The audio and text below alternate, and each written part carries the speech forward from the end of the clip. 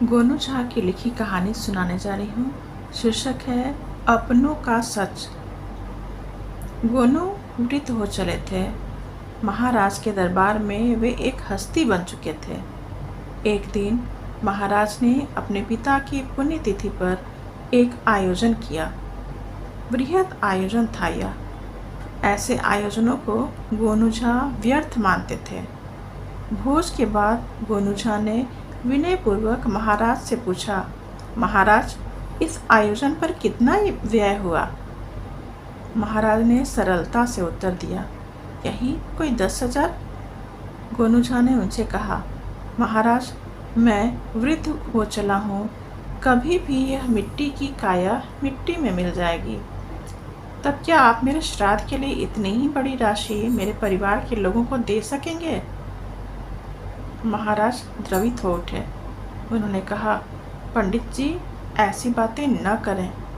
आप जिए और हमारे राजकाज में अपना सुझाव देते रहें। गोनू झा ने उनसे कहा, महाराज, आप मेरे प्रश्न को टाल रहे हैं। महाराज थोड़ी देर चुप रहे, फिर कहा, मेरा वादा है पंडित जी, यदि ऐसा हुआ तो 10,000 अविलंब आपके परिजनों तक भेजने की व्यवस्था हो जाएगी। इस घटना के कुछ दिन बाद ही अपने भाई भोनू झा के साथ गोनू झा नदी किनारे पहुँचे। नदी में बाढ़ आई थी और पानी की तेज धारा किनारे की मिट्टी का कटाव कर रही थी। भोनू झा कटाव देखने में मग्न थे। गोनू झा ने एक बड़ा सा पत्थर उठाकर पानी में उछाल दिया और खुद को पेड़ की ओट में छुपा लिया। भोनू झा ने छपाक की ध्वनि सुनी, फिर अपने पास भाई को नहीं पाकर बेचैन होकर इधर उधर देखने लगे। जब उन्हें गोनू झा दिखाई देने नहीं पड़े तो उन्होंने मान लिया कि गोनू झा को नदी ली गई है। वे विलाप करते हुए अपने घर लौट आए। घटना की जानकारी मिलने पर घर में मातम छा गया। घटना की जानकारी महाराज को भी मिली तो उन्होंने गोनू झा के श्राद्ध के लिए 10,000 रुपये राजकोष से अविलंब उनके परिजनों को सौंपने का निर्देश जारी कर दिया। महाराज के निर्देश के बाद खजांची का एक अर्दली गोनू झा के घर भेजा गया कि कोई आकर रुपए ले जाए। गोनू झा की पत्नी ने अपने पुत्र को भेजा। पुत्र ने शीघ्र पैसे प्राप्त करने के लिए खजांची को 1,000 रुपये देने का प्रलोभन दिया। बात बन गई।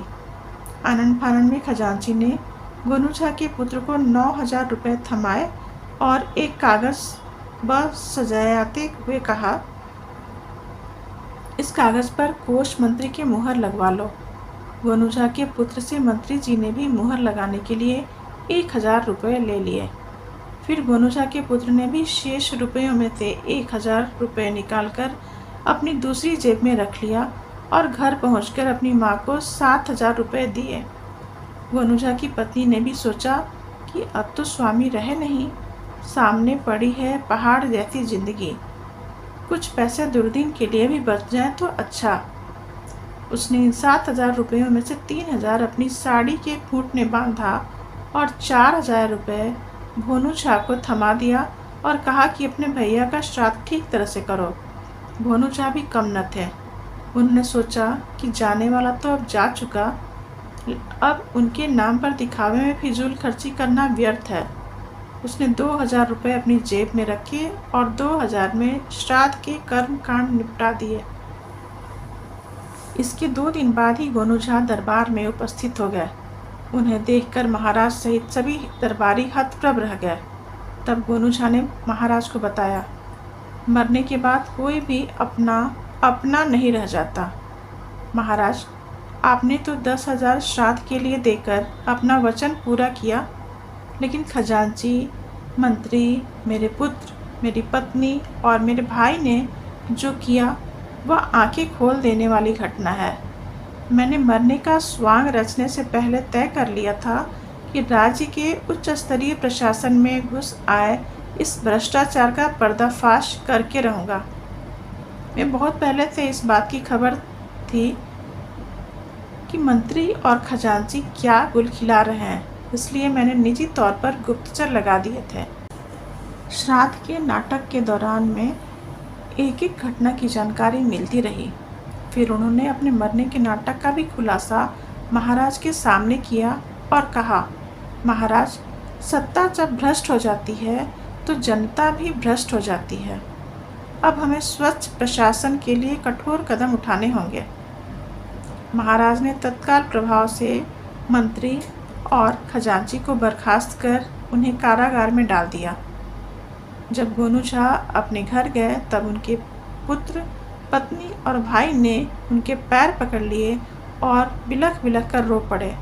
तब गोनू झा ने सबको सीने से लगाकर कहा, पश्चाताप से आत्मा पवित्र होती है, भूल जाओ, जो हुआ सो हुआ। कहानी समाप्त। यदि कहानी पसंद आए तो इसे लाइक, सब्सक्राइब और शेयर ज़रूर करें।